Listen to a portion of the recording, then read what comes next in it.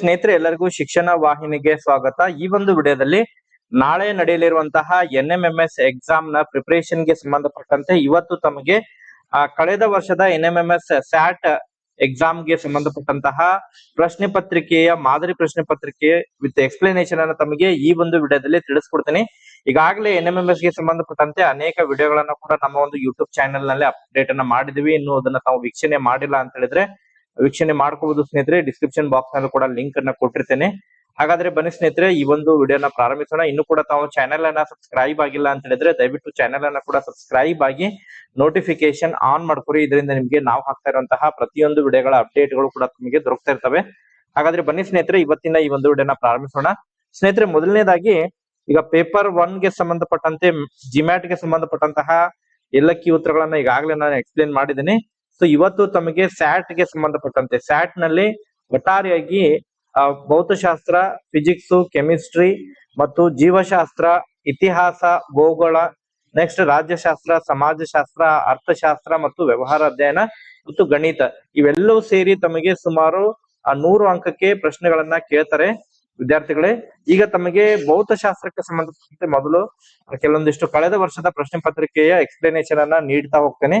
ಮೊದಲನೇ ಪ್ರಶ್ನೆ ತಾವಿಲ್ಲಿ ನೋಡ್ತಾ ಇರುವ ಹಾಗೆ ಒಂದು ಕಾರಿನ ವೇಗ 18 ಮೀಟರ್ ಪರ್ ಸೆಕೆಂಡ್ ಆದಲ್ಲಿ ಕಿಲೋಮೀಟರ್ ಪರ್ ಅವರ್ ನಲ್ಲಿ ಕಾರಿನ ವೇಗ ಎಷ್ಟು ಅಂತ ಹೇಳಿ ಕೇಳಿದ್ದಾರೆ. The velocity of the car is 18 metre per second. Its velocity in kilometre per hour ಅಂತ ಹೇಳಿ ಕೇಳಿದಾರೆ. ಇಲ್ಲಿ ತಾವು ಇದನ್ನ ಕಿಲೋಮೀಟರ್ ಪರ್ ಅವರ್ ಇದ್ದದನ್ನ ಮೀಟರ್ ಪರ್ ಸೆಕೆಂಡ್ ಇರುವುದನ್ನ ಕಿಲೋಮೀಟರ್ ಪರ್ ಅವರ್ ಗೆ ಪರಿವರ್ತನೆ ಮಾಡ್ಬೇಕು. ಸೊ ಇದನ್ನ ತಾವು ಪರಿವರ್ತನೆ ಮಾಡ್ಬೇಕಂತ ಹೇಳಿದ್ರೆ ಶಾರ್ಟ್ ಆಗಿ ತಮಗೆ ಟ್ರಿಕ್ಸ್ ಅನ್ನ ತಿಳಿಸ್ಕೊಡ್ತೀನಿ. ಯಾವ ರೀತಿ ಮಾಡ್ಬೇಕಂತ ಹೇಳಿದ್ರೆ, ಮೊದಲನೇದಾಗಿ 18 ಕಿಲೋಮೀಟರ್ ಕೊಟ್ಟಿದ್ದಾರೆ, 18 ಮೀಟರ್ ಕೊಟ್ಟಿದ್ದಾರೆ. ಸೊ 18 ಮೀಟರ್ ಪರ್ ಸೆಕೆಂಡ್ ಕೊಟ್ಟಿದಾರಲ್ಲ, ಇದನ್ನ ತಾವ್ ಏನ್ ಮಾಡ್ಬೇಕಂತ ಹೇಳಿದ್ರೆ 18 ಇಂಟು ಶಾರ್ಟ್ ಟ್ರಿಕ್ ಪ್ರಕಾರ 18/5 ಮೆಥಡ್ ಅನ್ನ ಯೂಸ್ ಮಾಡಿ 18/5 ತಾವು ಯೂಸ್ ಮಾಡಿದ್ರೆ ಮೀಟರ್ ಇದ್ದಿದ್ದನ್ನ ನಾವು ಕಿಲೋಮೀಟರ್ ಆಗಿ ನಾವು ಪರಿವರ್ತನೆ ಮಾಡ್ಬೋದು. ಮೀಟರ್ ಇದ್ದಿದ್ದನ್ನ ಕಿಲೋಮೀಟರ್ ಆಗಿ ಪರಿವರ್ತನೆ ಮಾಡ್ಬೇಕು. ಸಪೋಸ್ ಇನ್ ಕೇಸ್ ಕಿಲೋಮೀಟರ್ ಇದ್ದಿದ್ದನ್ನ ಮೀಟರ್ ಆಗಿ ಪರಿವರ್ತನೆ ಮಾಡ್ಲಿಕ್ಕೆ ತಮಗೆ ಕೊಟ್ರೆ ತಾವು ಇದನ್ನೇ ಏನ್ ಮಾಡ್ಬೇಕಂತ ಹೇಳಿದ್ರೆ 18/5 ಇದ್ದಿದ್ದನ್ನ 5/18 ಆಗಿ ಇದನ್ನ ತಾವು ತಗೋಬಹುದು. 5/18 ಅನ್ನ ತಗೊಂಡ್ರೆ ಕಿಲೋಮೀಟರ್ ಇದ್ದಿದ್ದು ಮೀಟರ್ ಆಗಿ ಪರಿವರ್ತನೆ ಆಗುತ್ತೆ. 18/5 ತಗೊಂಡ್ರೆ ಮೀಟರ್ ಪರ್ ಸೆಕೆಂಡ್ ಇದ್ದಿದ್ದು ಕಿಲೋಮೀಟರ್ ಪರ್ ಅವರ್ ಆಗಿ ಪರಿವರ್ತನೆ ಆಗುತ್ತೆ. ಸೊ ಇದನ್ನ ಮಲ್ಟಿಪ್ಲಿಕೇಶನ್ ಮಾಡ್ರಿ. 18 ಮಲ್ಟಿಪ್ಲಿಕೇಶನ್ ಅನ್ನ ಮಾಡಿದಾಗ 324 ಇಲ್ಲೇ ಉತ್ತರ ಬರುತ್ತೆ. ಸೊ ಬಂದಂತಹ 324 ಉತ್ತರಕ್ಕೆ ತಾವು 5ರಿಂದ ಇದನ್ನ ಸರಿಯಾಗಿ ಭಾಗಿಸ್ರಿ. ಸೊ 5ರಿಂದ ಭಾಗಿಸಿದಾಗ 5 ಒಂದ್ಲೆ ಇಲ್ಲೇ 5 6 30 ಆಗುತ್ತೆ. 5 6 30 ಆಯ್ತು, 2 ಉಳಿತು. ನೆಕ್ಸ್ಟ್ 5 4 20 ಆಗುತ್ತೆ. 5 4 20 ಆಯ್ತು, 4 ಉಳಿತು 40 ಆಯ್ತು, 5 8 40. ಸೊ ಇಲ್ಲಿ 64.8 ಕಿಲೋಮೀಟರ್ ಪರ್ ಅವರ್ ಬರುತ್ತೆ. ಸೊ ಇದಕ್ಕೆ ಸರಿಯಾದಂತಹ ಉತ್ತರ ಅಂತ ಹೇಳಿದ್ರೆ ಆಪ್ಷನ್ 3 ಅಲ್ಲಿದೆ. ತಾವಿಲ್ಲಿ ನೋಡ್ತಾ ಇರುವ ಹಾಗೆ ಆಪ್ಷನ್ 3 ಇದಕ್ಕೆ ಸರಿಯಾದಂತಹ ಉತ್ತರ ಬರುತ್ತೆ ವಿದ್ಯಾರ್ಥಿಗಳೇ. ಸೊ ಇದೇ ರೀತಿ ಮುಂದಿನ ಪ್ರಶ್ನೆಯನ್ನ ಕೂಡ ಸಾಲ್ವ್ ಮಾಡೋಣ. ಈಗ ಮುಂದಿನ ಪ್ರಶ್ನೆಯನ್ನ ಸಾಲ್ವ್ ಮಾಡೋಣ. ತಾವಿಲ್ಲಿ 2ನೇ ಪ್ರಶ್ನೆ ನೋಡ್ತಾ ಇರುವ ಹಾಗೆ the amplitude of sound wave determine it's ಅಂತ ಹೇಳಿ ಕೊಟ್ಟಿದ್ದಾರೆ. ಒಂದು ಶಬ್ದ ತರಂಗದ ಪಾರದಿಂದ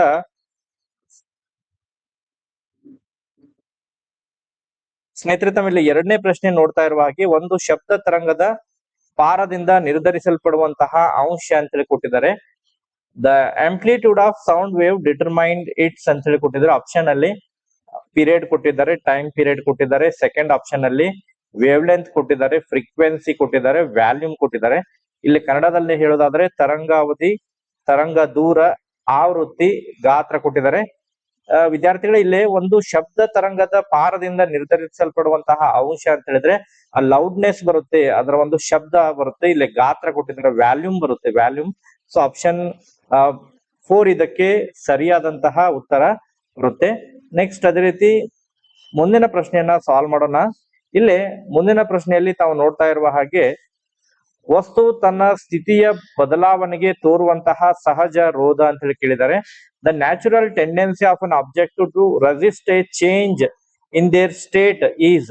ಇಲ್ಲಿ ಆಪ್ಷನ್ ಅಲ್ಲಿ ಫೋರ್ಸ್ ಕೊಟ್ಟಿದ್ದಾರೆ, ಇನರ್ಷಿಯಾ ಕೊಟ್ಟಿದ್ದಾರೆ, ಮಾಸ್ ಕೊಟ್ಟಿದ್ದಾರೆ, ಸ್ಟಡಿ ಸ್ಟೇಟ್ ಕೊಟ್ಟಿದ್ದಾರೆ. ಇಲ್ಲಿ ಸರಿಯಾದಂತಹ ಉತ್ತರ ಅಂತ ಹೇಳಿದ್ರೆ ಆಪ್ಷನ್ ಎ ಇದಕ್ಕೆ ಸರಿಯಾದಂತಹ ಉತ್ತರ ಬರುತ್ತೆ, ಫೋರ್ಸ್ ಬರುತ್ತೆ. ಆಪ್ಷನ್ ಎ ಇಲ್ಲೇ ಸರಿಯಾದಂತಹ ಉತ್ತರ ಬರುತ್ತೆ ವಿದ್ಯಾರ್ಥಿಗಳೇ. ನೆಕ್ಸ್ಟ್ ಅದೇ ರೀತಿ ಮುಂದಿನ ಪ್ರಶ್ನೆಯನ್ನ ಸಾಲ್ವ್ ಮಾಡೋಣ. ಸೊ ಮುಂದಿನ ಪ್ರಶ್ನೆ ತಾವಿಲ್ಲಿ ನೋಡ್ತಾ ಇರುವ ಹಾಗೆ 4ನೇ ಪ್ರಶ್ನೆಯಲ್ಲಿ ಯಾವ ರೀತಿ ಕೇಳಿದಾರೆ ಅಂತ ಹೇಳಿದ್ರೆ, the potential energy of an object with mass is 2 kg at a height of 15 metre. Potential energy ಪ್ರಚನ್ನ ಶಕ್ತಿಯನ್ನ ಕಂಡುಹಿಡಿಯಲಿಕ್ಕೆ ಕೇಳಿದ್ದಾರೆ.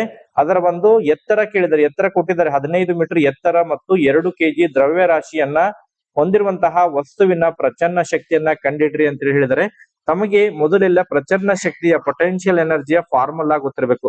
So potential energy formula P of E, potential energy P of E, potential ಎನರ್ಜಿಯನ್ನ ನಾವು ಎಂ ಜಿ ಎಚ್ ಅಂತ ಹೇಳಿ ನಾವು ಅದನ್ನ ಕರಿತೇವೆ. ಎಂ ಅಂದ್ರೆ ಮಾಸು, ಜಿ ಅಂದ್ರೆ acceleration due to gravity, H ಅಂತ ಹೇಳಿದ್ರೆ ಹೈಟ್ ಬರುತ್ತೆ, ಎತ್ತರ ಬರುತ್ತೆ. ಇಲ್ಲೇ ಮಾಸ್ ಕೊಟ್ಟಿದ್ದಾರೆ. ಮಾಸ್ ಎಷ್ಟು ಕೊಟ್ಟಿದ್ದಾರೆ ಅಂತ ಹೇಳಿದ್ರೆ 2 kg ಮಾಸ್ ಕೊಟ್ಟಿದ್ದಾರೆ. ತಾವು 2 kg ಇದನ್ನ ತಗೋರಿ into acceleration due to gravity ಏನ್ ಮಾಡ್ರಿ 9.8 ಮೀಟರ್, ಇದು ಸ್ಟ್ಯಾಂಡರ್ಡ್ ಇರುತ್ತೆ. 9.8 ಮೀಟರ್ ಪರ್ ಸೆಕೆಂಡ್ ತಗೋರಿ. ನೆಕ್ಸ್ಟ್ ಅದಾದ ನಂತರ ಹೈಟ್ ಎತ್ತರ ಎಷ್ಟು ಕೊಟ್ಟಿದ್ದಾರೆ 15 ಮೀಟರ್ ಎತ್ತರವನ್ನ ಕೊಟ್ಟಿದ್ದಾರೆ. ಸೊ ಇದನ್ನ ಮೂರನ್ನ ತಾವು ಮಲ್ಟಿಪ್ಲಿಕೇಶನ್ ಮಾಡಿ, ಸೊ ಮೂರನ್ನ ಮಲ್ಟಿಪ್ಲಿಕೇಶನ್ ಮಾಡಿದಾಗ ಇಲ್ಲೇ ಸರಿಯಾದಂತಹ ಉತ್ತರ ಅಂತ ಹೇಳಿದ್ರೆ 294 ಜೌಲ್ ಬರುತ್ತೆ. 294 ಎನರ್ಜಿಯನ್ನ ನಾವು ಜೌಲ್ ನಿಂತ ಮೆಜರ್ಮೆಂಟ್ ಮಾಡ್ತೇವೆ. ಸೊ ಆ ಕಾರಣಕ್ಕಾಗಿ ಇಲ್ಲೇ 4ನೇ ಪ್ರಶ್ನೆಗೆ ಸರಿಯಾದಂತಹ ಉತ್ತರ ಅಂತ ಹೇಳಿದ್ರೆ ಆಪ್ಷನ್ 1 ಇದಕ್ಕೆ ಸರಿಯಾದಂತಹ ಉತ್ತರ ಬರುತ್ತೆ ವಿದ್ಯಾರ್ಥಿಗಳೇ. ನೆಕ್ಸ್ಟ್ ಅದೇ ರೀತಿ ಮುಂದಿನ ಪ್ರಶ್ನೆಯನ್ನ ಸಾಲ್ವ್ ಮಾಡೋಣ. 5ನೇ ಪ್ರಶ್ನೆಯನ್ನ ಸಾಲ್ವ್ ಮಾಡೋಣ. ಇಲ್ಲೇ ಒಂದು 5ನೇ ಪ್ರಶ್ನೆಯಲ್ಲಿ ದಿಕ್ಕಿಗೆ ಸಂಬಂಧಪಟ್ಟಂತಹ ಕೆಲವೊಂದಿಷ್ಟು ಪ್ರಶ್ನೆಗಳನ್ನ ಕೊಟ್ಟಿದ್ದಾರೆ. ಸೊ ದಿಕ್ಕಿಗೆ ಸಂಬಂಧಪಟ್ಟಂತೆ ದಿಕ್ಕುಗಳ ಬಗ್ಗೆ ತಮಗೆ ಸ್ವಲ್ಪ ಬೇಸಿಕ್ ಐಡಿಯಾ ಇರಬೇಕು. ಇಲ್ಲಿ particles move 3 meter north, then 4 meter east and finally 6 meter south from its initial point, then the total displacement is ಅಂತ ಹೇಳಿ ಕೊಟ್ಟಿದ್ದಾರೆ. ಒಂದು ಕಣವು ತನ್ನ ಆರಂಭಿಕ ಬಿಂದುವಿನಿಂದ ಉತ್ತರ ದಿಕ್ಕಿಗೆ 3 ಮೀಟರ್ ಚಲಿಸಿ, ನಂತರ ಪೂರ್ವಕ್ಕೆ 4 ಮೀಟರ್ ಚಲಿಸಿ, ಅಂತಿಮವಾಗಿ ದಕ್ಷಿಣಕ್ಕೆ 6 ಮೀಟರ್ ಚಲಿಸಿದರೆ ಅದರ ಸ್ಥಾನ ಪಲ್ಲಟ ಡಿಸ್ಪ್ಲೇಸ್ಮೆಂಟ್ ಅನ್ನ ಕಂಡುಹಿಡಿಯಲಿಕ್ಕೆ ಕೊಟ್ಟಿದ್ದಾರೆ. ಸೊ ಇದನ್ನ ತಾವು ಕಂಡುಹಿಡಿಬೇಕಂತ ಹೇಳಿದ್ರೆ ಮೊದಲು ಒಂದು ಆ ಕಣದ ಒಂದು ಪಾಯಿಂಟ್ ಅನ್ನ ತಗೋರಿ, ಅದರದ್ದು ಒಂದು ಇನಿಷಿಯಲ್ ಪೊಸಿಷನ್ ಅನ್ನ ತಗೋರಿ. ಸೊ ಇನಿಷಿಯಲ್ ಪೊಸಿಷನ್ ಇದನ್ನ ನಾವು ಕನ್ಸಿಡರ್ ಮಾಡೋಣ. ಸೊ ಕನ್ಸಿಡರ್ ಮಾಡಿ ತಮಗೆ ಇಲ್ಲಿ ಮ್ಯಾಪ್ ಅನ್ನ ನಾವು ಯಾವ ರೀತಿ ಮ್ಯಾಪ್ ಅನ್ನ ಮೆನ್ಷನ್ ಮಾಡ್ತೇವಿ. ಸೊ ಮ್ಯಾಪ್ ಅನ್ನ ಯಾವಾಗ್ಲೂ ನಾವು ಮೇಲಿರುವಂತಹ ಭಾಗವನ್ನ ನಾವು ಉತ್ತರ ದಿಕ್ಕಿನಲ್ಲಿ ಇದನ್ನ ಮೆನ್ಷನ್ ಮಾಡಿದ್ರೆ, ಕೆಳಗಿನ ಭಾಗವನ್ನ ನಾವು ದಕ್ಷಿಣ ದಿಕ್ಕಿನಲ್ಲಿ ಅದನ್ನ ಮೆನ್ಷನ್ ಮಾಡ್ತೀವಿ. ಸೊ ಅದೇ ರೀತಿ ಇದನ್ನ ನಾವು ಪೂರ್ವ ಅಂತ ಹೇಳಿ ಕನ್ಸಿಡರ್ ಮಾಡಿದ್ರೆ, ನೆಕ್ಸ್ಟ್ ಇದನ್ನ ನಾವು ಪಶ್ಚಿಮ ಅಂತ ಹೇಳಿ ಇದನ್ನ ನಾವು ಕನ್ಸಿಡರ್ ಮಾಡ್ತೇವೆ. ಓಕೆ, ಇದೇ ರೀತಿ ಇಲ್ಲಿ ಒಂದು ಕಣವು ತನ್ನ ಆರಂಭಿಕ ಬಿಂದುವಿನಿಂದ ಉತ್ತರ ದಿಕ್ಕಿಗೆ 3 ಮೀಟರ್, ಉತ್ತರ ದಿಕ್ಕು ಅಂದ್ರೆ ಮೇಲ್ಮುಖ ದಿಕ್ಕು ಅಂತ ಹೇಳಿದ್ರೆ ಇಲ್ಲಿಂದ 3 ಮೀಟರ್ ಮೇಲ್ಮುಖವಾಗಿ ಅದು ಕಣ ಮೇಲ್ಮುಖವಾಗಿ ಚಲಿಸುತ್ತೆ. 3 ಮೀಟರ್ ಮೇಲ್ಮುಖವಾಗಿ ಚಲಿಸುತ್ತೆ. ಇದು 3 ಮೀಟರ್ ಆಯ್ತು. ಓಕೆ, ಇದಾದ ನಂತರ ಚಲಿಸಿ ನಂತರ ಪೂರ್ವಕ್ಕೆ ಅಂದ್ರೆ ಈ ದಿಕ್ಕು, ಪೂರ್ವಕ್ಕೆ 4 ಮೀಟರ್ ಚಲಿಸುತ್ತೆ. ಸೊ ಇಲ್ಲಿಂದ ನಾವು ಅದನ್ನ ಮತ್ತೆ 4 ಮೀಟರ್ ಇಲ್ಲಿಂದ ಪೂರ್ವದ ಕಡೆ 4 ಮೀಟರ್ ಚಲಿಸುತ್ತೆ. ಸೊ ಇದು 4 ಮೀಟರ್ ಆಯ್ತು.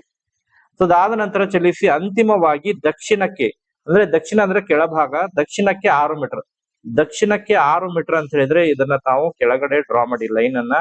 ಸೊ ಕೆಳಗಡೆ ಡ್ರಾ ಮಾಡಿ ಲೈನ್ ಅನ್ನ ಇಲ್ಲಿ ಕೆಳಗಡೆ ಡ್ರಾ ಮಾಡಿದಾಗ ಇಲ್ಲಿ ಇದು ಲಾಸ್ಟ್ ಎಂಡ್ ಪಾಯಿಂಟ್ ಇದಾಯ್ತು ಅದರದ್ದು. ಓಕೆ, ಇಲ್ಲಿಂದ ಇಲ್ಲಿ ಡಿಸ್ಪ್ಲೇಸ್ಮೆಂಟ್ ಅಂತ ಹೇಳಿದ್ರೆ the shortest distance between any two point ಅಂತ ಹೇಳಿ ನಾವು ಅದನ್ನ ಕರಿತೀವಿ, ಸ್ಥಾನ ಪಲ್ಲಟ. ಸೊ ಇದನ್ನ ನಾವು ಈ ರೇಖೆಯನ್ನ ಇದನ್ನ ಕಂಪ್ಲೀಟ್ ಮಾಡಿದಾಗ ಈ ರೇಖೆಯನ್ನ ನಾವು ಇದನ್ನ ಎಳೆದಾಗ ಇಲ್ಲಿ 3 ಮೀಟರ್ ಆದ್ರೆ ಇದು ಕೂಡ 3 ಮೀಟರ್ ಇರುತ್ತೆ. ಸೊ ಅದಾದ ನಂತರ ಇದು ಇಲ್ಲಿಂದ ಇಲ್ಲಿ ಈ ಪಾಯಿಂಟ್ ಈ ಪಾಯಿಂಟ್ ಗೆ 6 ಮೀಟರ್ ಬಂದಿದೆ ಅಂತ ಹೇಳಿದ್ರೆ ಉಳಿದದ್ದು ಇದು ಕೂಡ 3 ಮೀಟರ್ ಆಗುತ್ತೆ. ಸೊ ಈ ಭಾಗ 4 ಮೀಟರ್ ಇದೆ, ಈ ಭಾಗ 4 ಮೀಟರ್ ಇದೆ. ಸೊ ಈ ಭಾಗವನ್ನ ನಾವು ಇದು ಕಂಡುಹಿಡಿಬೇಕಾಗುತ್ತೆ. ಇದನ್ನ ನಾವು ಎ ಮತ್ತು ಬಿ ಅಂತ ಹೇಳಿ ಕನ್ಸಿಡರ್ ಮಾಡೋಣ. ಇದನ್ನ ಕನ್ಸಿಡರ್ ಮಾಡಿ ಇವು ಪೈಥಾಗೋರಸ್ ಪ್ರಮೇಯವನ್ನ ಬಳಕೆ ಮಾಡಿ ನಾವು ಎ ಬಿ ಡಿಸ್ಟೆನ್ಸ್ ಅನ್ನ ಫೈಂಡ್ ಮಾಡ್ಬೇಕಂತ ಹೇಳಿದ್ರೆ ಹೈಪೋಟೆನಸ್ ಸೈಡ್ ಇದೆ, ಇವೆರಡು ಸೈಡ್ ಅನ್ನ ಸ್ಕ್ವೇರ್ ಮಾಡ್ಬೇಕು. ಸ್ಕ್ವೇರ್ ಮಾಡಿದ್ರೆ ಇದು 4 square plus 3 square. Okay, 4 square ಅಂತ ಹೇಳಿದ್ರೆ 16 ಆಗುತ್ತೆ, 4 4 16 ಆಗುತ್ತೆ, 3 3 9. ಇಲ್ಲಿ 16 ಪ್ಲಸ್ 9 25. ಇದು ಎ ಬಿ ಸ್ಕ್ವೇರ್ ಆಗುತ್ತೆ. A B whole square is equal to 25 ಆದ್ರೆ ಎ ಬಿ ಬೆಲೆ ವರ್ಗ 25ರ ವರ್ಗ ಅಂದ್ರೆ 5, 25ರ ವರ್ಗ ಆಗುತ್ತೆ. ಸೊ ಅದಕ್ಕೆ ಎ ಬಿ ಡಿಸ್ಟೆನ್ಸ್ 5 ಮೀಟರ್ ಆಗುತ್ತೆ. ಸೊ ಇದಕ್ಕೆ ಸರಿಯಾದಂತಹ ಉತ್ತರ ಅಂತ ಹೇಳಿದ್ರೆ ಆಪ್ಷನ್ 1 ಇದಕ್ಕೆ ಸರಿಯಾದಂತಹ ಉತ್ತರ ಬರುತ್ತೆ. ವಿದ್ಯಾರ್ಥಿಗಳೇ. ನೆಕ್ಸ್ಟ್ ಮುಂದಿನ ಪ್ರಶ್ನೆಯನ್ನ ಸಾಲ್ವ್ ಮಾಡೋಣ. ಇಲ್ಲೇ ಮುಂದಿನ ಪ್ರಶ್ನೆ ತಾವಿಲ್ಲಿ ನೋಡ್ತಾ ಇರುವ ಹಾಗೆ 1 hertz is equal to 1 hertz ಎದಕ್ಕೆ ಸಮ ಅಂತ ಹೇಳಿ ಕೇಳಿದರೆ 1 hertz ಅಂತ ಹೇಳಿದ್ರೆ ಇಲ್ಲೇ ಕೊಟ್ಟಿರುವಂತಹ 30 ವೈಬ್ರೇಷನ್ ಪರ್ ಸೆಕೆಂಡ್ ಕೊಟ್ಟಿದ್ದಾರೆ. 1 ಸೆಕೆಂಡ್ಗೆ 30 ಕಂಪನಗಳು ಅಂತ ಹೇಳಿ ಕೊಟ್ಟಿದ್ದಾರೆ. 1 ಸೆಕೆಂಡ್ಗೆ 60 ಕಂಪನಗಳು ಅಂತ ಹೇಳಿ ಕೊಟ್ಟಿದ್ದಾರೆ. ಇಲ್ಲಿ 1 ನಿಮಿಷಕ್ಕೆ 60 ಕಂಪನಗಳು. ಇಲ್ಲಿ ಹರ್ಡ್ಜ್ ಅಂತ ಹೇಳಿದ್ರೆ 1 ಸೆಕೆಂಡ್ಗೆ 1 ಕಂಪನ ಬರುತ್ತೆ. ಅದೇ ರೀತಿ 1 ನಿಮಿಷಕ್ಕೆ 60 ಕಂಪನಗಳು ಬರ್ತಾವೆ. 1 ನಿಮಿಷಕ್ಕೆ 60 ಸೆಕೆಂಡ್ ಆದ್ರೆ 60 ಕಂಪನಗಳು ಬರ್ತಾವೆ. ಸೊ ಆ ಕಾರಣಕ್ಕಾಗಿ ಇದಕ್ಕೆ ಸರಿಯಾದಂತಹ ಉತ್ತರ ಅಂತ ಹೇಳಿದ್ರೆ ಆಪ್ಷನ್ 3 ಇದಕ್ಕೆ ಸರಿಯಾದಂತಹ ಉತ್ತರ ಬರುತ್ತೆ ವಿದ್ಯಾರ್ಥಿಗಳೇ.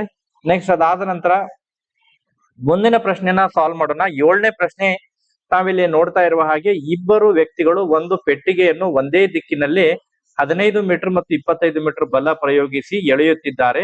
ಪೆಟ್ಟಿಗೆಯು 20 ಮೀಟರ್ ಸ್ಥಳಾಂತರಗೊಂಡರೆ ಉಂಟಾದ ಕೆಲಸ ಅಂತ ಹೇಳಿ ಕೇಳಿದ್ದಾರೆ. 2 persons pull a box in the same direction with a 15 meter and 25 Newton. 15 Newton and 25 Newton. If the net displacement of the box is 20 meter, then what is the work done ಅಂತ ಹೇಳಿ ಕೇಳಿದ್ದಾರೆ. So ಇಲ್ಲಿ formula work done is equal to W is equal to force into displacement. W is equal to force into displacement. ಇಲ್ಲೇ ಕೊಟ್ಟಿದ್ದಾರೆ. ಇಲ್ಲಿ ಇಬ್ಬರು ವ್ಯಕ್ತಿಯು ಒಂದು ಪೆಟ್ಟಿಗೆಯನ್ನು ಒಂದೇ ದಿಕ್ಕಿನಲ್ಲಿ 15 ನ್ಯೂಟನ್ ಮತ್ತು 20 ನ್ಯೂಟನ್ ಬಲ ಪ್ರಯೋಗ ಮಾಡ್ತಾ ಇದ್ದಾರೆ, ಅಂದ್ರೆ ಫೋರ್ಸ್ ಅನ್ನ ಹಚ್ತಾ ಇದ್ದಾರೆ. ಸೊ ತಾವಿಲ್ಲಿ 15 ಮೀಟರ್ ಪ್ಲಸ್ 25 ಮೀಟರ್ ಎರಡನ್ನ ಆಡ್ ಮಾಡಿ 15 ಪ್ಲಸ್ 25 ಆಡ್ ಮಾಡಿ the total force into displacement ಎಷ್ಟಾಗಿದೆ 20 ಆಗಿದೆ. ಡಿಸ್ಪ್ಲೇಸ್ಮೆಂಟ್ 20 ಆಗುತ್ತೆ. ಇಲ್ಲಿ 15 ಪ್ಲಸ್ 25 ಅಂದ್ರೆ 20 30 40 ಆಗುತ್ತೆ. 40 ಇಂಟು 20 ಸೊ ಇಲ್ಲಿ ನಾವು ನೋಡ್ತಾ ಇರೋಗೆ 4 2 8 ಆಯ್ತು. 8 800 ಜೌಲ್ ಬರುತ್ತೆ. ಇಲ್ಲಿ 800 ಜೌಲ್ ಸರಿಯಾದಂತಹ ಉತ್ತರ ಬರುತ್ತೆ. ಆಪ್ಷನ್ 4 ಇದಕ್ಕೆ ಸರಿಯಾದಂತಹ ಉತ್ತರ ಬರುತ್ತೆ. ಮುಂದಿನ ಒಂದು ಸೆಕ್ಷನ್ ನಲ್ಲೂ ಕೂಡ ಗಣಿತಕ್ಕೆ ಸಂಬಂಧಪಟ್ಟಂತೆ ಮತ್ತು ರಸಾಯನಶಾಸ್ತ್ರಕ್ಕೆ ಸಂಬಂಧಪಟ್ಟಂತಹ ತಮಗೆ ಎಕ್ಸ್ಪ್ಲನೇಷನ್ ಕೂಡ ನೀಡ್ತಾ ಬರ್ತಾ ಇರ್ತಾನೆ. ಸೊ ಈ ಒಂದು ವಿಡಿಯೋದಲ್ಲಿ ಇಷ್ಟೇ ಇನ್ಫಾರ್ಮೇಶನ್ ಇರೋದು. Thank you for watching this video.